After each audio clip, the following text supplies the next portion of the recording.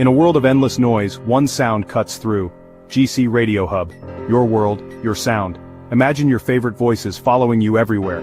From your smartphone to your car, your smart TV, even your virtual assistant. GC Radio Hub connects you to a universe of content. Check out our wonderful interviews on Apple Podcasts, Spotify, and iHeartRadio, live music shows and podcasts. All at your fingertips. Android TV, Apple TV, Roku, Fire Stick TV. We're there wherever you are, because the only way to stay connected is to get connected. Download the GC Radio Hub app today and let your world come alive.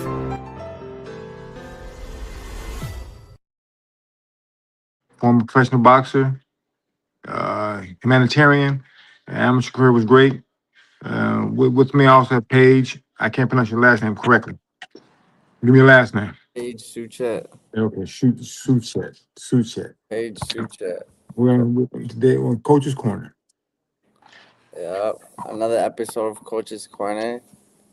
Bringing the old school and the new school together. We try to have real conversations. Like I said, we don't get much views, but we bring on legends onto the podcast. John knows a lot of people, so it's great to have the Iceman John Scully with us today. So, John, I got a couple questions for you before we really dive into it. You're from Connecticut, right? Yes, sir. Okay, so tell us about growing up in Connecticut, your childhood, Well, I started boxing because when I was a young kid, my mother and father got divorced. And so my father moved to a place. I've been telling this story a lot lately for some reason, but yeah. I grew up like two lives, right? Like during the week, I lived at my mother's house, in the suburbs, nice area, not a rich area or anything, but a basic middle America neighborhood. Yeah. Then weekends, my father, he grew up in the Depression, so my father didn't care where he lived or how he lived. He lived in a motel that was a very shady motel, and he didn't have, all he had was one room and a bathroom. He didn't have a stove, he didn't have a refrigerator, he didn't have anything. And parents were separated? They got divorced. Okay. How old were you when they got divorced? I was 5 years old. Okay, you were young. So I would stay with him every weekend. The thing was, my father was older when I was born. He was I think he was 43 when I was born. So, and he was a guy, he started work, he was 16 years old. He grew up in the Depression. He just worked his whole life. So he wasn't like an athletic type of guy. We didn't play baseball together. He wasn't that type of guy. So I had to kind of amuse myself on the weekends, and sometimes I would stay for the whole summers with him. And now, like I say, where I grew up was a middle-class neighborhood, just decent neighborhood. Where he lived, they had they would take, when prisoners got out of prison at Summers Prison, the state would place them there, till they got back to their feet. And so I'm around, former inmates. I'm around prostitutes. How old are you at this time? I mean, I started going there when I was 5. Okay. Okay. So my whole time growing up. I remember my first time seeing a prostitute.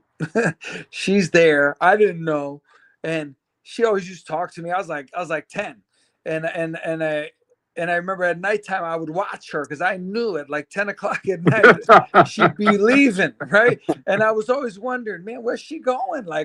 Every Friday and Saturday she leaves at 10 o'clock walking that way, and she had these short shorts on and stuff. So I had a different kind of upbringing, right? But the good thing was my father was a huge boxing fan, like huge. And matter of fact, I always tell the story. My father was the most unemotional man I've ever known in my life. Nothing fazed this man. He didn't cry. He didn't get emotional. I've seen him get emotional once in my life. That was when Larry Holmes fought Ronaldo Snipes. And when Snipes dropped Larry Holmes, if you remember, they were setting up the Cooney fight for 10 million each. Right. When Ronaldo dropped Larry, my father jumped off the couch. I never seen him this energetic in my life. He jumped off the couch and he's screaming at the TV. He goes, "Knock him out. You'll make millions. You're gonna be a millionaire." and he's just screaming and he's screaming. I'm going, this is crazy. Like my whole life, I never saw my father get emotional once. And I never saw it before or since. That was the only time he ever showed any emotion. And so I was brought up watching boxing. The first book I ever read in my life was Muhammad Ali's autobiography. So when did you step into the gym? Okay, so I started boxing when I was 12 on my own. I started my own boxing league in my neighborhood. I lived in a town called Windsor, which I still do. So it starts with a W. So we called our champions the WBC champions, the Windsor Boxing Council. And I still have my record written down. 1980. So I was 12. I was 9-0. I went 9-0 in the neighborhood, but I used to box on the bed in my father's room, and he would see me boxing every weekend. I'd be fighting, I pretend I was fighting Jimmy Young for some reason. So in 1982, he brought me to a gym for the first time, and I've been not in that gym, but I've been there ever since that day. And I knew it. My first day in the gym, I knew that was it. Like my career path was already chosen. So when did you get a coach? That was it. March of '82. Joe Burrell was my first coach. Okay. So I see that you went to a couple of Golden Gloves in your amateur career. How was that? Yeah, well, I won. See, the way the Golden Gloves works, you have your local tournament, your regional tournament, your national tournament. Yeah. So I won 4 of the local tournaments, 3 New England tournaments, and I finished I went to the finals twice in the national Golden Gloves, 1987 and 1988. Which in 1988 in '87 I lost fairly. Remember, John David, you might know him, Fabian Williams from the I fought Fabian in the finals in '87. Okay. He beat me to be national champion. It was 3-2 split, Yeah. but I thought it was fair. But the next year, I fought in the finals against Keith Providence, and I won that fight. I won that fight. I should be the national champion for sure. Yeah. But so officially, I went to the finals and the nationals twice. Okay. I understand that, but that happened to me 1 year. I thought I won in '81. And they gave a split decision to the other guy from the Navy. So I understand where you're coming from with that one. Yeah. Amateur is but I'm outspoken. Like when I got robbed, like I actually do you remember Darren Allen? Yeah. Okay. I fought Darren twice in the Olympic trials. Once in the Eastern Trials finals. I beat him to get to the Olympic trials. Okay. And then so I qualified, and then he got the at-large spot. So he went to the trials, and we fought a rematch. And I mean, I didn't see the fight, but I was at the time, I thought I won the fight, and me and him had a huge argument. Me, him, and his coach in the hallway. Like they even wrote about it in the newspaper in California the next day because, it was loud and I was angry, but looking back, I mean, he fought well, I fought well, but we're good friends now. I talk to Darren all the time. And it's a good thing. I've made a lot of friends. A lot of guys I fought as an amateur, I'm good friends with now. I always like to ask everyone on the show. So as an amateur, how did you train? Like when you got to an elite level, like how was your training like? Well, I'm gonna tell you something unusual about me. And when I turned pro, my first manager and promoter, he asked, his first question was, all right, we're going to start training, your pro debuts in September. He goes, how many miles a day do you run? I said to him, I don't run. He said, what do you mean? I said, what do you mean? Like, I don't run. I train, and he couldn't believe, because, I won, I beat the number 1 and 2 in the world. I won different national tournaments. and I never ran. I just trained very hard in the gym. But Just when I sparring. started with him, I was running 5 miles a day every day. Yeah, Okay. yeah. So for when sure. you started, so when you turned pro, that's when you started running. Yeah, I didn't start running till I started, and I remember he took me to a route and I would run with other fighters in his stable, and it was 5 miles, and I remember every time we did it, it just felt like 100 miles, like just seemed so. And I'm like, this is never gonna end. Like, this is insane. This is how do people do this every day? Yeah. But Yeah. yo, if you weren't running as an amateur, you must have just been training a whole lot more. Like you must have spent more time in the gym then. Well, I'm gonna tell you a funny thing that I believe, and somebody said this. I forget who it was. It was a big time trainer said this, and I wish I could remember who said it, but and I kind of think of me, and I kind of believe him in a way. And the guy said, for a lot of fighters, running is overrated, right? And I think I say, I trained really hard in the gym, and I was focused. Like, I loved boxing. Like, I was obsessed with everything about it. So Yeah. everything I did was geared towards boxing. So and a big part of the reason I was successful as an amateur, it was skills and conditioning or whatever, but it was also my mentality. Like mental. I always say this. This is my mentality. When I fought Darren Allen, people say I'd rather die than lose, but they don't mean it, right? Yeah. When I fought Darren Allen, I meant it. And listen, and here's how I know it showed. That was in 1988. About 5 years ago, Darren Allen wrote something on his Facebook about me, and he didn't know this. I never talked to him about our fight. And he wrote, it was just a crazy thing. Like, John Scully fought me like he'd rather die than lose. And I was like, yes, you don't know how right you are. I got and the reason being, because he was such a highly ranked fighter. He was a world champion, and so my mentality is what won that fight. You know what I mean? And that pushed my conditioning. So I believe your mentality means. You get a guy that's tired, right? He's exhausted, and then all of a sudden, you're sparring and you're dead tired. You're thinking to yourself, I just want to die. I just want to die, right? I'm so tired.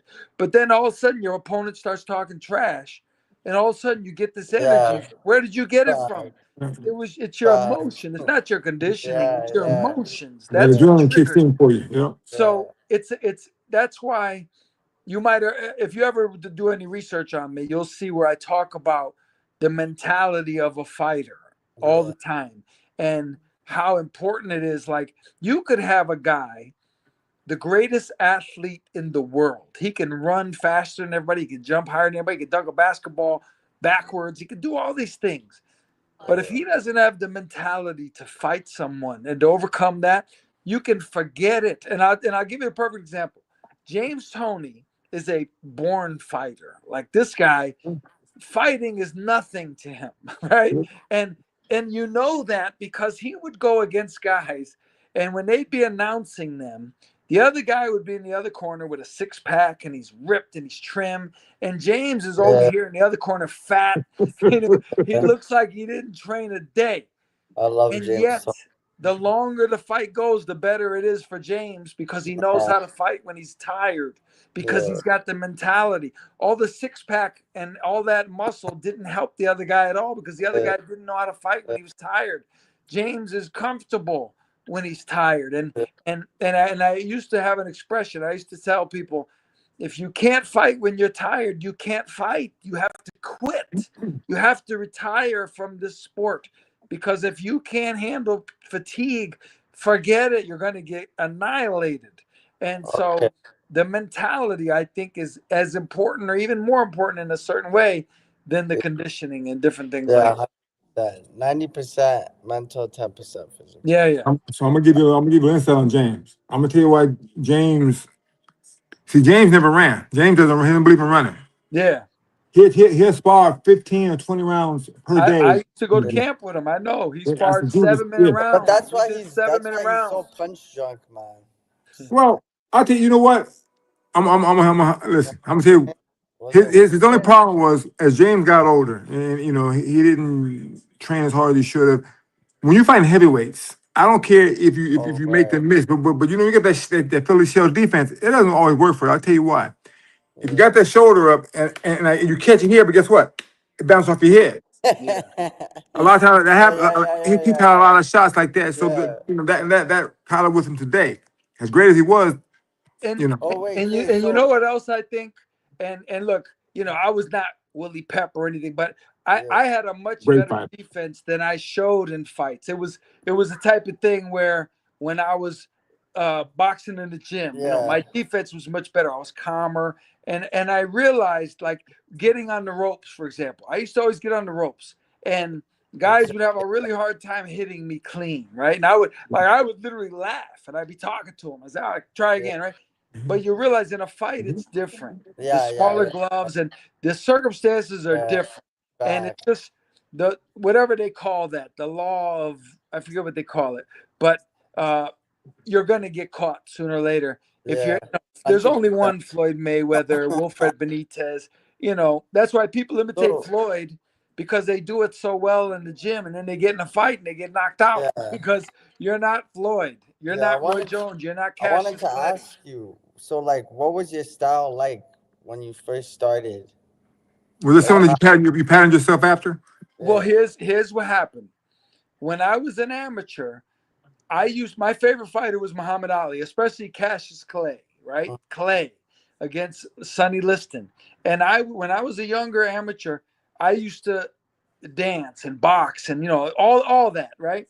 And Yeah. even Eric, I don't know if you remember Eric Harding. Eric Harding beat Antonio Tarver, and he's a Yeah. good fighter. And he used to call me the White Muhammad Ali because in the gyms I'd be on my toes and it'd be hard to get. But my first manager, who I believed and I trusted because he was in our area. He was a big name, and I sparred with this guy, and this guy couldn't hit me, couldn't touch me, nothing. And I remember thinking, like I'm nasty, like I'm Yeah. a beast, right? And when it was over, I thought my manager, who had just become my manager and promoter, I thought he would be impressed. And Yeah. he said, this was 30 something years ago. I remember exactly what he said to me. He said, "You're not going to be Willie Pep." He said, "When you fight on TV, you have to impress these people. You have to be aggressive. You have to make people want to watch you fight." So in my mind, I'm like, well, he must know what he's talking about. He managed Marlon Starling and different fighters. And Mhm. so I was kind of stuck because I'm like, man, I'd rather be slick and box and Yeah. be elusive. So I got aggressive Yeah. but it just wasn't my thing. And I'm like, okay, but show me how. Like, show me how to fight like a pro. Yeah. So I spent most of my first half of my career just learning how to fight like a pro. But Okay. I was kind of stuck in between styles. I Yeah. always say that was the worst advice I ever received in my Yeah. life. If Yeah. I think, Straight up. and I realize now, and actually it worked in my favor because when I started training Chad Dawson, the first time he was a middleweight, and they used to say he's boring, right? And I told Chad, I said, listen, it's not up to you to be exciting. It's up to them to figure you out. If they can't hit you and they can't touch you and they can't figure you out, that's their problem. You don't have to slow down and be a puncher to give them a chance. Let's box and make them miss. And if you're 30-0, what are they going to say? Like Yeah. they have to deal with you. I said it's up to them to adjust to you. Yeah. And I gave him the advice I wish somebody gave to me. But and it worked. I mean, Chad obviously had a very good career, and he beat some good fighters. The way he's supposed Uh, to. I think a lot of boxers, like people that like to move on their feet, like me, I like to move on my feet. I think boxers like that, like they get, everyone always hits them with the, oh, yo, you need to stand more, you need to punch Right. more, this and that. Just because sometimes they can't do it or they don't enjoy the art of boxing. You Well, know what I'm well, saying? here's the perfect reasoning. they used to say the same thing about Floyd Mayweather. Floyd followed without not because of me, he doesn't know me, but like he did what I was telling Chad to do. He basically said, well, I'm gonna box and I'm gonna let these guys try to figure me out. Now, but on that note, when he fought Pacquiao, that was the most talked about fight in 30 years. Everybody has an opinion. And I remember going on several podcasts right before the fight, and I said, listen, there's nothing to talk about. Floyd Mayweather is not all of a sudden becoming Arturo Gatti to please you people. I go, he's going to do the same thing he's done every other fight, and he's going to beat Pacquiao, no problem. He's going to beat him. Of course he's going to beat him. Do you think Floyd Mayweather is going to all of a sudden become a puncher and a slugger so you guys can be happy? Of course not. But you know what? The game's honestly changed. Now more boxers are just boxing and trying Yeah. I wish I did. I wish I ignored my coach, but I thought he's the man. He knows what he's talking. He knows the business. He knows TV. He's got me on TV. You know, he knows what he's doing. And you know, hindsight is 2020. But I tell my fighters now, listen, we're not here to please the crowd. If we can please the crowd, fine. But that's not our objective.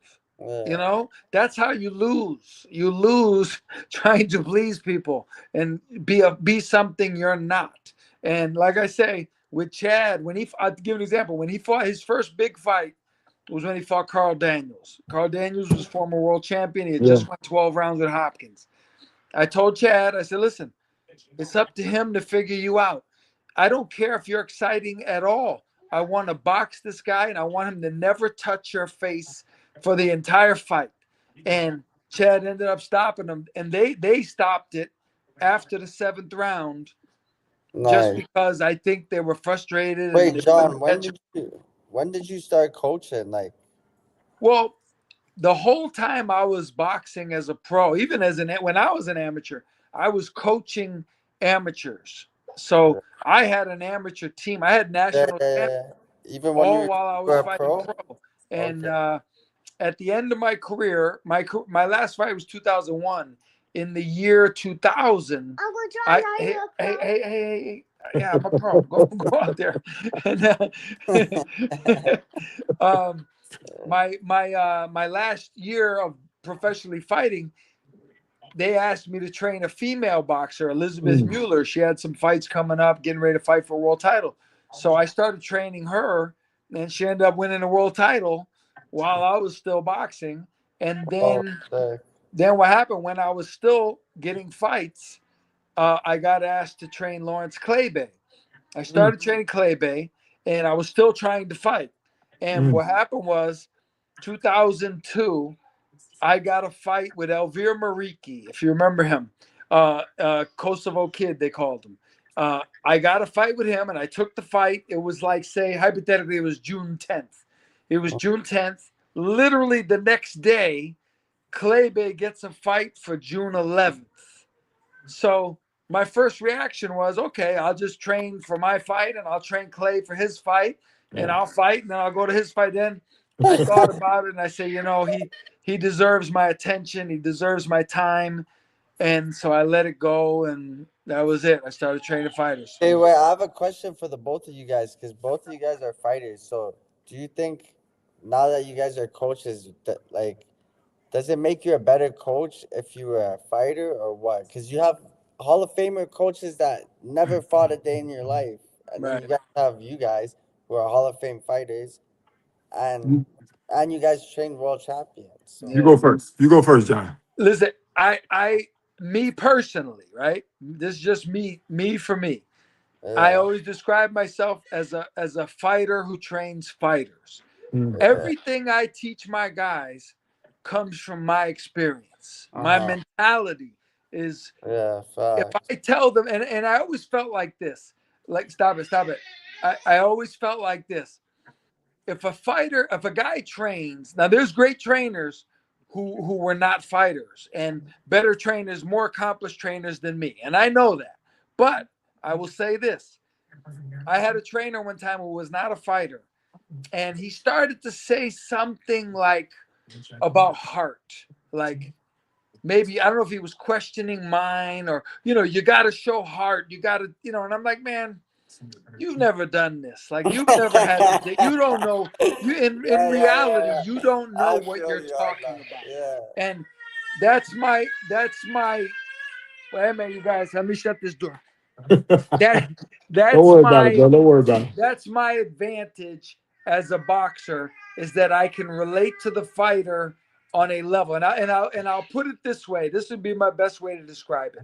If you take, now there's experts in boxing, right? Now we'll take Emmanuel Stewart, Larry Merchant, and Max Kellerman. No offense to any of those guys. Right. But Larry, Max, and Emmanuel, and me. And we're all up on a stage talking to a crowd at the International Boxing Hall of Fame about boxing. And somebody in the crowd says, hey, can you tell me what it's like to be in the 12th round and you're trying to dig down and you get hit with a body shot? What's that like? Only one person telling that. Those three Hall of Famers Right. They can't tell better it. be quiet and let me talk, because they don't know. And that's not, and a lot of people think I'm offending them. I'm insulting them when I say, I go, why would that would be like asking me, what's it like to be divorced? But I don't know. How would I know? I've never been divorced. I can't tell. I could tell you what it's probably miserable, I would think, or maybe it's happy. I don't know, but I don't know because I've never done it. So there's certain aspects of boxing that you cannot possibly. And I'm talking Emmanuel Stewart, one of the greatest trainers of all time, and Angel. You can't tell me. Don't tell me what you don't know. You've never experienced it. If I wanna know what it's like to fly the space shuttle, I don't want to talk to the mechanic. I don't want to talk to the guy that cleans it. I don't want to talk to the guy that's in the passenger seat. I want to talk to the pilot. I want to talk to him. That's it. So that's my view. And I'm 100% behind you, because I tell a lot of people, as great as a teacher that Emmanuel was, he never fought at the level we fought at. Right. Good amateur, won an amateur title. But I tell people, he doesn't really know how it feels to be in round 12, round 6 of a hard fight. Right. And your opponent's in the other corner, jumping up and down. It's the last round. You're huffing and puffing. Yeah. And I tell you, he was a great strategically, he was a great strategist in fights. Right. Because when he would hold miss for me, I'd say, stop, let me get somebody else. He would say, why? I said, because you're not teaching me anything. I said, I'm not trying to dog you out, but I know more than you do as far as professional boxing. The moves. I said, you're great at what you do. I said, but let me get somebody else. He was cool with it. He said, no problem. Yeah. Okay, so wait, another question I got to both of you guys, since you guys are both coaches. So when you guys train a fighter and then he's not world champ, like you guys training him and then he becomes champ, okay? What do you guys do to do you guys just leave that boxer, or do you guys do something to motivate that boxer to keep going? Because when a boxer becomes champ, that's like the end stage, Let me speak up first. It's sometimes it's difficult. I see a lot of fighters. We're all different. Yeah. I'm gonna give you an example. Sergey Kovalev. When he first came to me, nobody wanted to train him. So I said, "Oh yeah, I'll train him, no problem." I saw potential in him. Now, when he first came to camp with me, believe it or not, I was ready to quit there myself, because he was hard-headed. And everything I tried to show him, he would argue with me every day about. Hold up. Let me rephrase the question better. What would you do to motivate the fighter, or do you guys just let the fighter be? Well, let him find the motive? Okay. My thing, I'm not a rah type coach. Yeah. I'm gonna show you. I'm gonna teach it to you. But it's up to you to learn it and do it. I don't I don't rah you. Yeah. I show it to you and I teach you, and that's it. We'll work on it until you get it right. But I'm not gonna sit there and just cheerlead you on with the bull crap. Either you get it or you don't. If you don't get it, let's move on to the next phase and try something different. That's always been my philosophy. I just can't. That's the way I am. Either I'm gonna teach it to you. If you get it, you get it. If you don't, you don't. Let's move on. I'm gonna be stuck on the same thing for the next 2 years trying to teach you how to do this move. Right. Go ahead, John. It's your turn. And also, I think it's important that a trainer is not a fan of the fighter. Exactly. And you see that a lot. I've seen, and I won't name names. I've seen people. That's a nice one. That's a nice one. It's big because my coaches don't fuck with me. Like, they're not fans. Like, yo, okay, Right. But like you I'm see a fan of myself. trainers, I'm like, bro, I'm so sick. These guys are like, yo, come on, man. yeah, Get you it see together. trainers that are like fan of their fighter, Yeah, and it becomes a problem when they think the fighter can do no wrong and yeah, nobody can beat him and all that Mm. kind of stuff. And it's, it's crazy. Like, you have to keep it real. You have to have reality. Anybody can get beat, and we're seeing it proven, other than with Mayweather, uh and even and I'll give you an example. And I won't say the name. John David knows who I'm talking about. But I was in camp with a Hall of Fame fighter, a Hall of Fame guy, a top guy. Mhm. And his manager talked about that fighter defending the title against John David. The trainer said, I got you. the manager doesn't know what they're talking about. Like, we're not fighting John David. Like, I've seen John David in the gym. I know what he can do. He's wrong for us. So that's a real trainer. Where a Yeah, lot of guys would be like, yeah, let's fight him. yeah, Bring him on, bring him on. yeah. And they make a mistake. You have to keep it reality. And it's like even Ali, he never So gave a wait, rematch to before, Jimmy Young because they saw what a nightmare it was, and they didn't want to go through that again. Yeah. okay, so as a coach, you wouldn't just throw your fighter in. As a pro, in amateurs, okay, he can just go in whatever they can learn. But as a pro, you wouldn't just throw fighters in if they're not ready to fight at that No. level. For what?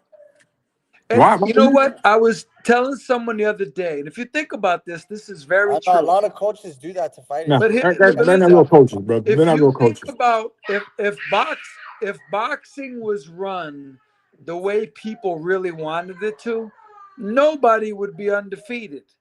There Yeah, would be no need for a really skillful matchmaker. Like, if you were yeah, yeah, if yeah, all the young amateurs coming out of the yeah, pros really got matched up tough, they'd all lose. They would lose yeah. sooner or later. Yeah. Your first 15 fights, Fact. 20 That's a fights, fact. you're Yeah, supposed to win. yeah, You're supposed to be matched. You have a tough fight. You have style. I remember the Angelo Dundee saying with Sugar Ray Leonard, he goes, I matched him up early. I matched him up with a good boxer. I matched him up with a tough banger. I matched him up with a guy that stunk the joint out. I gave him every style to see. I wasn't trying to get him beat, but I wanted him to be tested. I didn't just want to blow everybody out.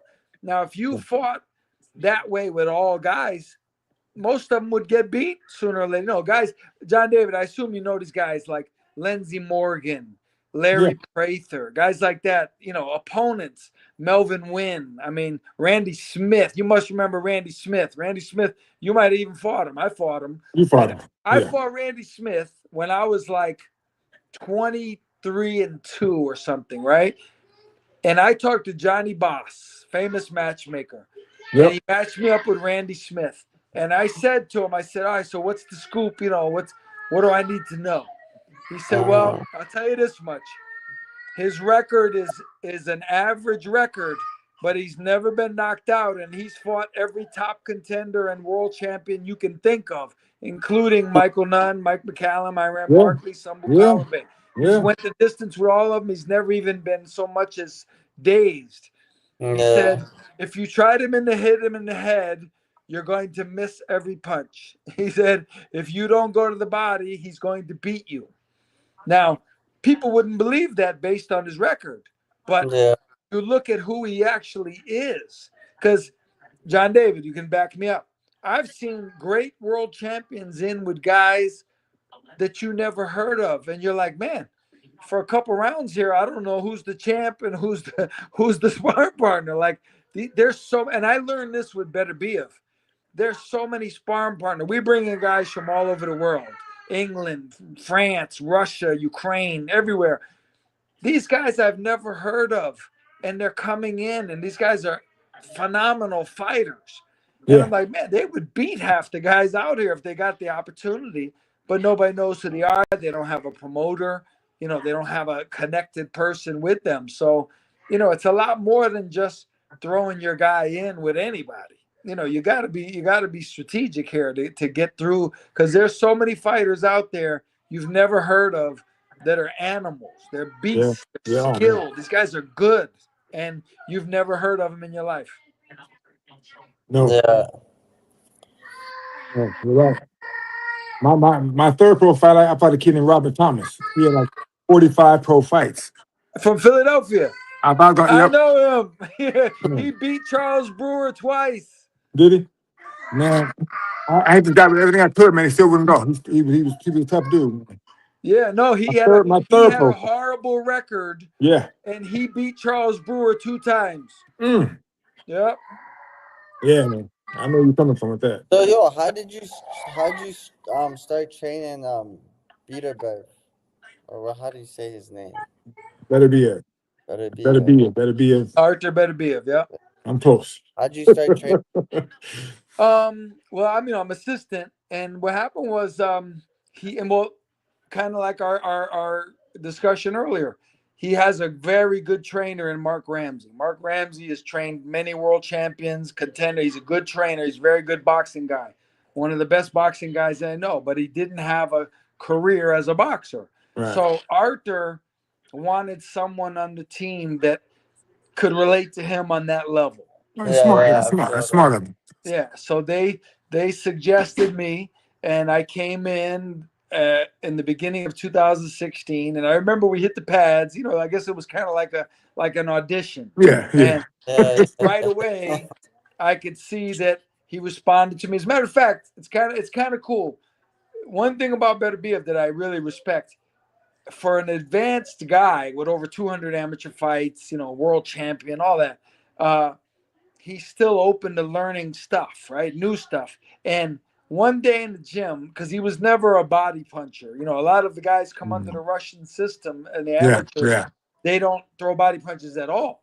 So I showed him, I said, you know, you got to get inside, you got to do this. And I showed him a couple punches, right? He ended up stopping this guy. I won't say who, but he stopped this guy 3 times in one round with the body shots, right? And with a certain technique. And when it was over, I could hear them talking on the other side of the ring, and he's like, "Yeah, you caught me the body shot. That was a good shot." And I heard him say, "Yeah, my new coach taught me that." So I said, "Man, like, you don't see a lot of guys with that type of experience where they're open to learning new stuff. They just want you to get them in shape and just work That was Sergey's problem, because you know when it came up when they mentioned us fighting Beterbiev, I said hell no. They said why not? I said because Kovalev not ready for him. I said Beterbiev in a different level. Now Kovalev can punch. I said but he's not on that level that Beterbiev is on. I said he doesn't want it that bad to say champion in his heart. Yeah. You know, Beterbiev is willing to die for this. I said Kovalev's not. Right. And that's the mentality. And on that end, if you remember when Artur got cut by a headbutt by Marcus Brown, right? Yeah.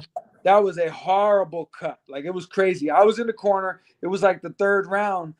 And instantly I said, they're gonna stop this. This fight's over. And then after the next round, they didn't stop it.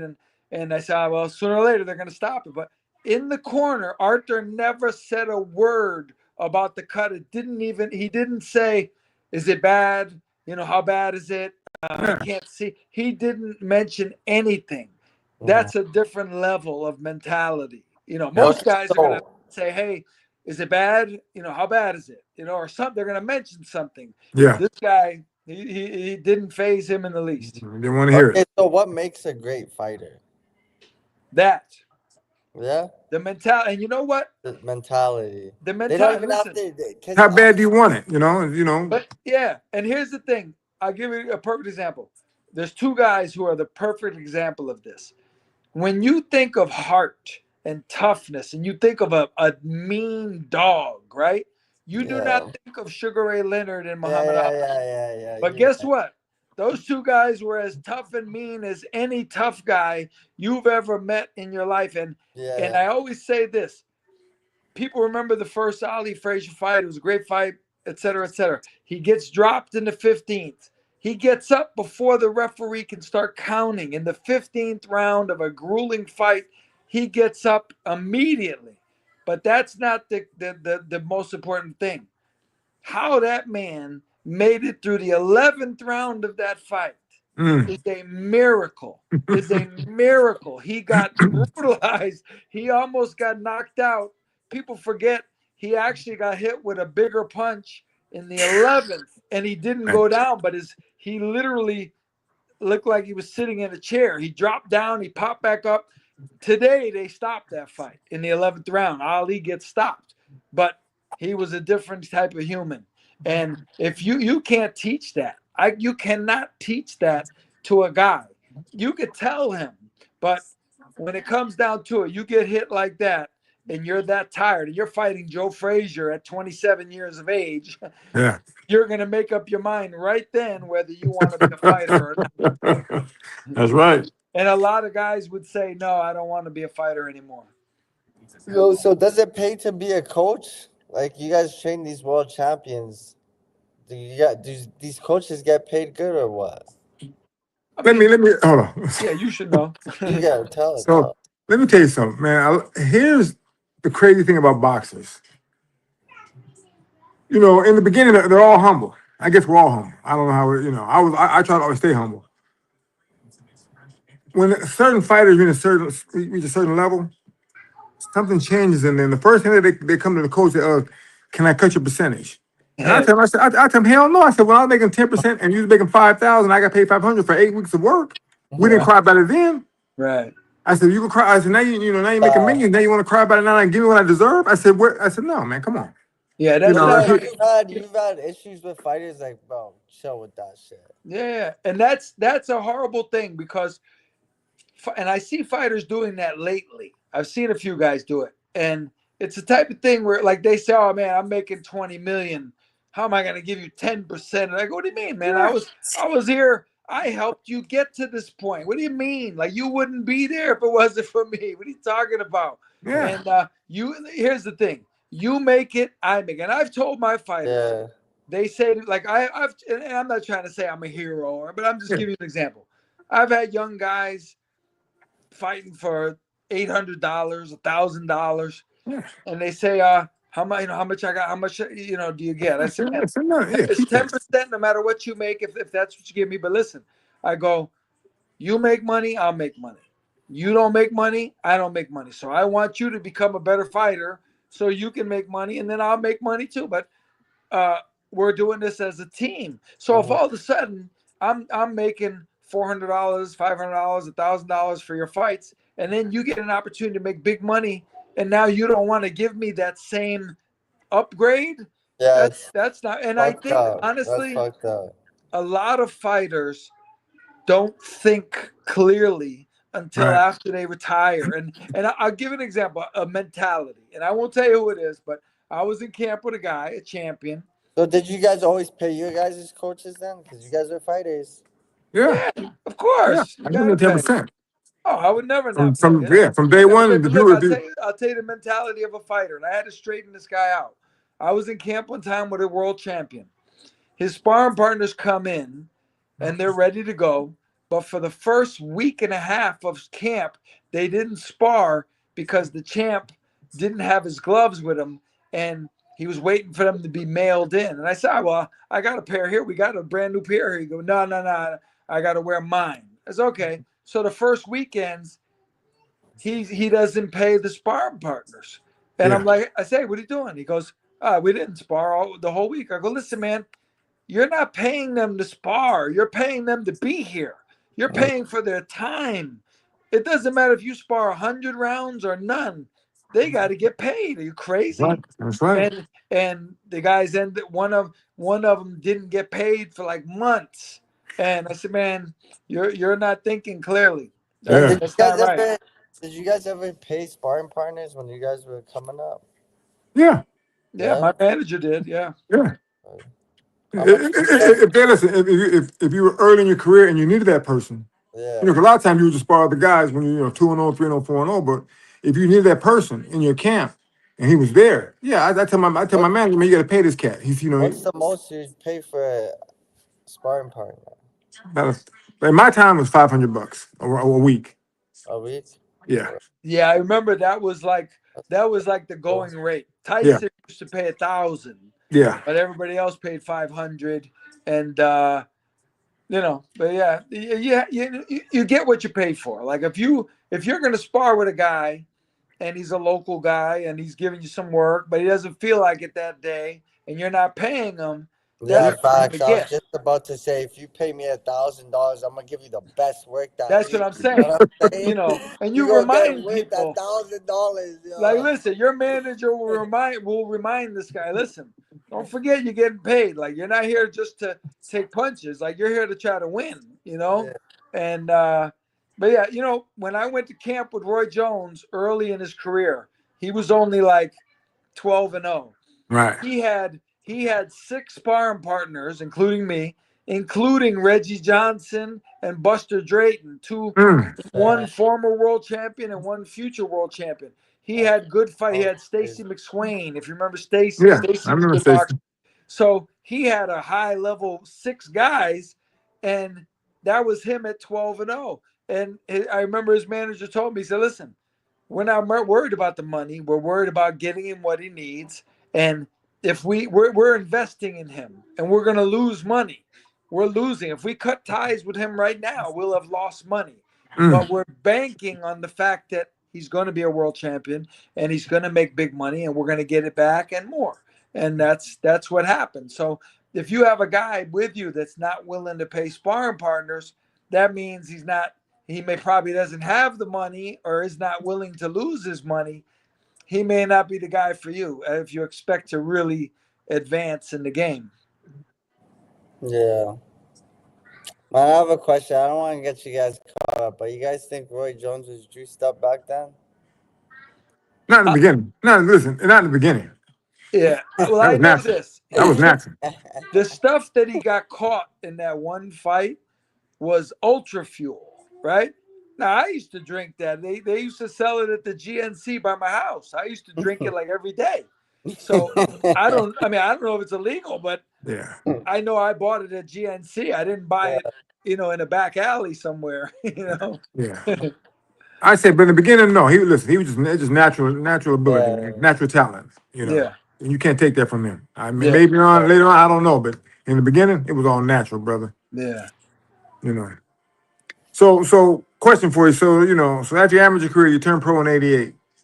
How did it feel in your first pro fight? Was there any difference for you as an amateur? Were you hyped up for it? Were you looking forward to fighting pro? Or? I was hyped up, and it was a big thing where I live. It was a big fight. It was actually the biggest crowd, or the biggest gate, one of them, in the Civic Center to that point, like in the Civic Center. So it set a record. It was a big event.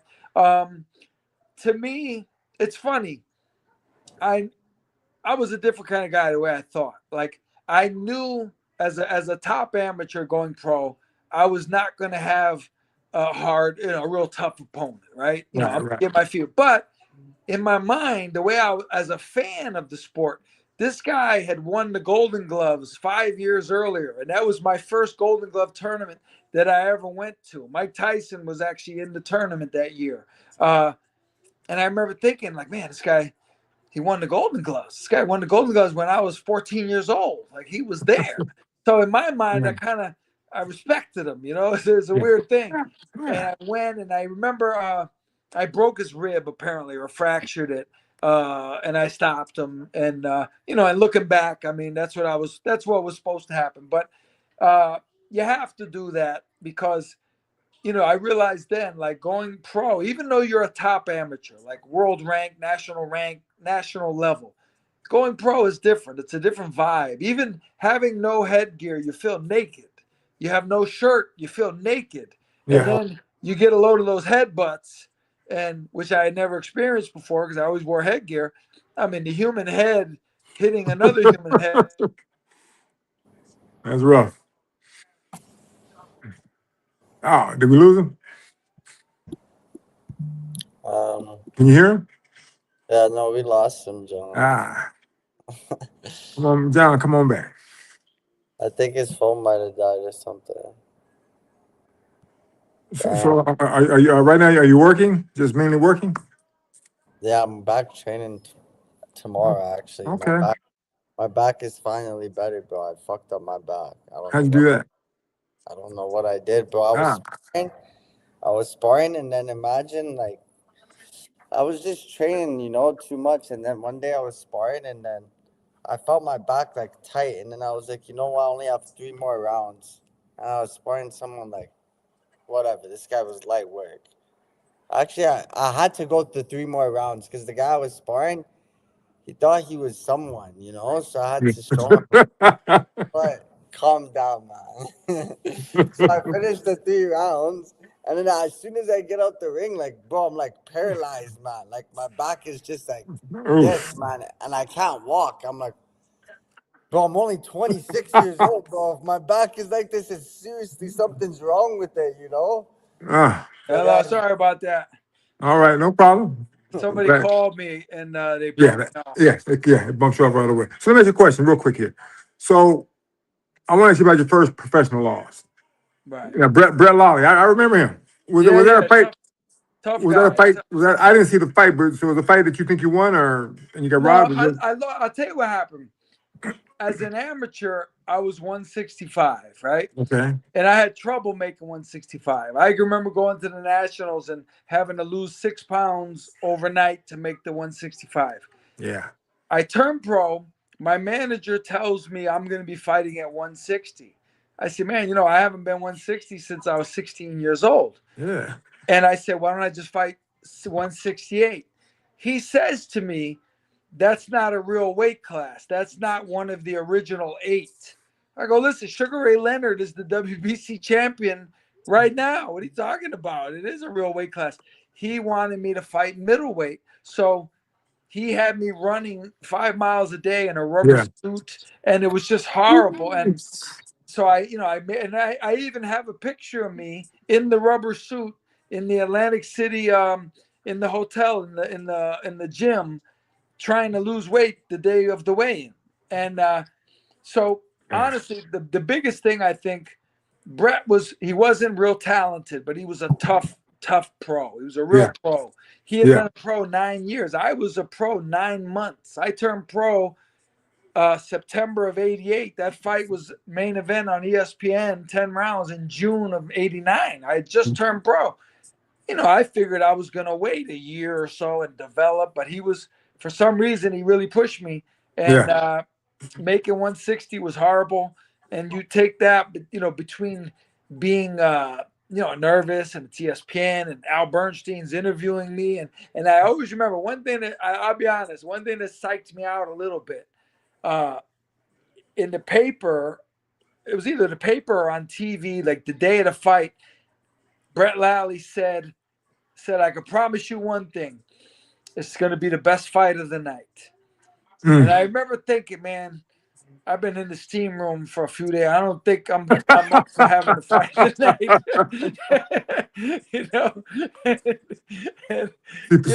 Paige doesn't understand that yet. So that's why I'm laughing. I understand. Right, you know what I mean? So I was like, man, this freaking guy, he wants to have the fight of the night here. And so I was nervous. I can admit that. I was very nervous.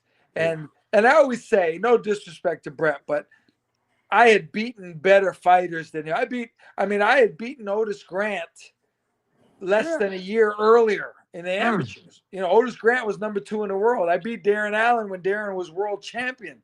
I beat better guys than Brett, but he was a pro and he didn't care about amateurs and style and my trunks and the poster. He just wanted to fight, and he taught me a lesson. He really did. But making 160, and after that, I won my next fight on ESPN, and then I fought Kevin Watts. So I'm still only a year and a half into my pro career, and I'm fighting Kevin Watts, who's NABF champion, and he had already fought Michael Nunn and Tony Thornton. He beat Tony Thornton, and he fought Stevie Collins, but again, I had to make 160, and I lost the decision to him, and so I figure, okay, my manager's going to move me to 168. This freaking guy, he called me right after. He wanted me to fight Harold Graham at 160 in England. I said, are you crazy? I said, do you know who Harold Graham is? Harold Graham is a beast. Errol Graham is a phenomenon. They say he's the best fighter from Britain never to become a world champion. He should have been a world champion. And right then I said, listen, you don't know what you're doing. You're not a good. You're an insane guy. Yeah. Crazy. So my next question for you was going to be: so as you look back on it, do you kind of feel it was a mistake to have this guy as your first manager in boxing? 100%. I'll tell you what I did. I did something horrible. I regret it, and I've never. You're going to be the first people I've ever told. I've ever pointed this out to. All right. I had a trainer because my manager was my trainer. He took over. He pushed my amateur coach out, and I let it happen. And I let it happen because I didn't know I could do something about it. You know, I thought, it's this is my manager. You know, my amateur coach. I won't say he was a great technician or anything like that, but he was all about me. But he worked for you. Yeah. Oh, he worked for me 100%. Okay, so and he never would have let me go down to 160. And I honestly believe if I had this guy as my manager, because he was a good man, he moved. I mean, look, he had me main event on ESPN against Brett Lally after 9 months. You know, like not many guys can do that. But his training was lacking. If I had my original coach, I think I could have done a lot better. What advice would you give to a young fighter today who doesn't have a big promoter behind them? Well, the thing is, boxing is a business, right? At the end of the day, that's all it is. It's a business, period. And most of the people in the business are only in it to make money. They wouldn't, boxers, if like me right now, I'm 58 years old. I still spar with guys because I love boxing, right? These guys, if you took the average matchmaker today and fired him or threw him out of boxing, that'd be it. He wouldn't be going to gyms and watching sparring and hanging out with the guys. He'd be done with it. He'd go on to another career. So unfortunately, without a promoter, you're in a tough spot. You're at the mercy of the people who run the sport, and you're at the mercy of the guy on the other end of the phone who calls you for a fight. And chances are extremely high. And I can name one guy. I don't want to start that much trouble today, but I can name one guy who I think John David knows. I'll ask him off the air later. But this guy, if he calls you and offers you a fight, if he tells you it's for $1 million, that means it's for $2 million, and he's keeping $1 million of your money. Yeah. And if you don't have a promoter and a manager, that's what you're dealing with. You're getting robbed every day. And I've had guys tell me that they dealt with particular people. They never robbed me. I go, listen, let me explain something to you. You got robbed and you don't know it. Do you think they told you? Do you think they tell people when they robbed them? They don't tell people. You got robbed, and the fact that you don't know it tells me they did a really good job. They did an excellent job at it. I remember when I was boxing as a pro towards the end of my career, my wife was always calling. She said, "How come you're not taking these fights?" Because I get called like every week. You fight this guy over in London for like 30,000. You fight this guy over in some other European country for like 40,000. And you fight a guy from America like 50. She said, "Why aren't you taking the fight?" I said, "Because even if I beat them, I lose." Yeah, so I'm just selling my soul for what? I said, because when I'm doing my amateur career, I don't want to have a record of 36 wins and 36 losses. They go, this guy's a bum. Who's gonna want me to really train them? Right. I said, I have more respect for myself. Right. That's why at the end of my career, I had 9 fights. The reason I stopped boxing was because I had 9 fights in over a year and a half fall out on me. And after the 9th one, I'm like, that's it. It's just not destined for me. I didn't want to be a guy who took fights overseas knowing you're going to lose. I didn't want to be an opponent. I wouldn't do that to myself. No. Yeah. No. I don't blame you at all. Yeah. Okay, come on, baby. You got 10 minutes. Come on. One. I only got a couple of questions. Yeah, I know. Come on. So if you could bring back one thing from the old school boxing era, what would it be? Well, business-wise, I wish there was fights there's nothing, and you look like you're too young to understand this, but the fights. Listen. I watch every weekend when I was a kid. think about this. Every weekend when I was a kid, for 10 years straight, 15 years, Yeah. every Saturday and Sunday, there were 4 fights on Yeah. network television. And I'm talking Tommy Hearns, Marvin Hagler, Sugar Ray Leonard. Yeah, I mean, that's you fire. watch Sugar Ray Leonard fight Benitez, Andy Duran, Ruiz. all I've kinds of people. watched Arguello and Mancini on Well, yeah, that's CBS. crazy. Yeah. Marlon Starling and Mark Breland on ABC. I mean, it was phenomenal. It was an unbelievable era. Well, And that's today's problem. We don't have the same promoters we had back then because today's promoters aren't hungry like they used to be. right, They don't right. want to hustle But and think go. about this.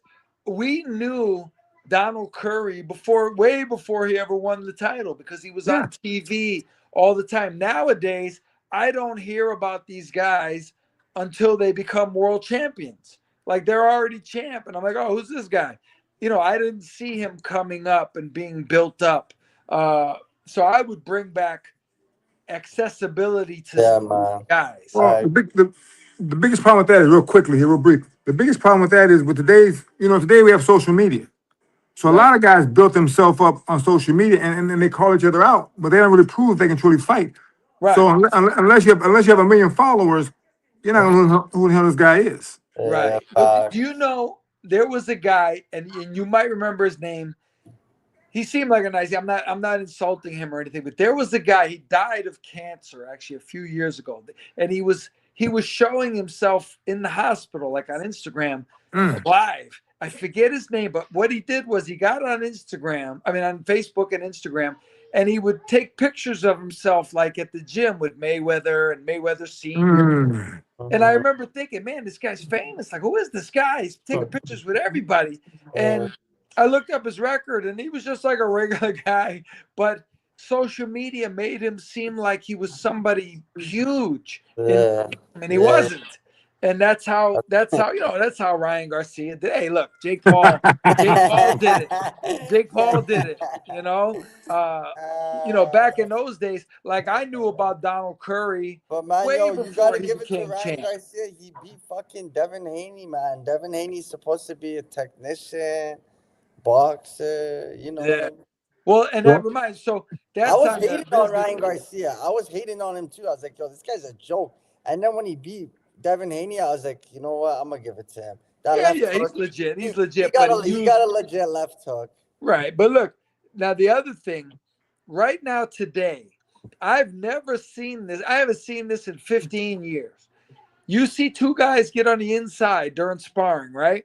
And as soon as they get there, they want to break. They clinch, yeah. And I'm saying, listen, man, and I'm talking about even like with Better Beef. I'm like, listen, stay there. Like, stay there and fight. Like, and I realize these guys don't know how to fight They on don't the know how to inside. fight on the inside. They have no idea. It's unbelievable. Like it's literally a It's lost art. art. And when Yeah. you watch, you watch guys like Saad Muhammad and Dwight Braxton, and man, these guys were unbelievable on the inside. It was Hey, unbelievable. so I'm gonna tell you something about that real quick. And this is not, and Paige, this is not against you because when I talk and tell you to do something, you listen. But most fighters, my female fighters, everything I ask them to do, everything I show them to do, they do it. They never question me. They never argue with me about it. They just do what I ask them to do. Right. A lot of my male fighters, they want, I can't do that, or I never tried it. I know you never tried it, so get your ass in the ring and try it now. But they always want to argue about it, and I can't do this. Nah, That, if you have a coach, you just gotta trust in your coach, or then you need a new coach if you can't trust your coach. I always told my one homie that too. I'm like, listen, you see, boxing's when it comes to a coach, it's more about the trust. Like he could be the best coach, but if that fighter doesn't trust that coach, it's not gonna work out, man. Right. But I think what it is like with the infighting, these guys have never seen it. They've never seen infighting. Like they don't even know it's a thing because they just, they hold, they watch guys as soon as they get on the inside, they hold and that's the end of it. And it's definitely when they say something is a lost art, that's a lost art. Yes, man, like inside fighting, and even like, bro, you watch a fight now, all these fighters just go one way. They just go left. It's Yeah. like, damn, you guys can't even go right. Like they'll go left the whole 12 rounds. I'm like, damn, if this guy went right one time, he probably would have knocked this guy out. But look, imagine a heavyweight today trying to fight on the inside against Riddick Bowe. They would be like babies. They wouldn't have a clue what was happening to them. They wouldn't have an idea. Grab and hold and Yeah. Here's what I tell like a lot of trainers that you know, and I shouldn't tell the guys that don't know how to train, but I say, listen, if you can't teach your kid how to fight the inside, I would give them certain names, Duran. I would give them certain names of fight, like you said, Bo. I said, watch these guys. Go home and watch these guys. Watch them on tape for a while. I said, you'll learn from them. Just watch how they fight on the inside. Right. You know, Joe Frazier, just certain guys I haven't watched. Just watch. Right. Joe Frazier, man. Awesome. Like his fight when, you know, the first fight with Ali, he was a savage on the inside. Like he was amazing. Yeah, for sure. well, yo, I gotta go. John, it was nice. All right. John Scully, because there's two Johns. Iceman John Scully. It was nice talking to you. Lovely, Yeah, man. I appreciate you having me. Thank you. It's a pleasure, brother. And we're going to have you on in the near future. I want to do a segment where we have a bunch of fighters. We're going to talk about today's boxers as opposed to yesterday's fighters of our era. Yeah. Right. Well, as soon as I get my next one set up, I'll let you know. All right, brother, for sure. Okay, Definitely. All right, guys. You Be guys good talking. okay? Take care. Thank you. All right. Yes, sir. All right. I'm going to turn this off. Bro, I think it's John Scully, man. I think I heard about that guy from coach in BC back in the day. I should have asked him about him. Yeah, and a good dude, man. He like you know, he helps fighters that need help, you know, monetarily. He helps them out nowadays. He has a foundation, a friend that Yeah, I has was a gonna foundation. ask him about the foundation. Yeah, well, next time, no problem. But we'll do that because I want to bring him on. I want to do a segment, you and I and him, and I want to have some other fighters on. We'll all do a thing about today's fighters compared to yesteryear's fighters. Not dogging you out, but some not you, but some of your cohorts, they can't, man. They're terrible, man. They don't want to fight, but we'll talk about that some other time. All right, brother. All right. In a world of endless noise, one sound cuts through. GC Radio Hub. Your world, your sound. Imagine your favorite voices following you everywhere. From your smartphone to your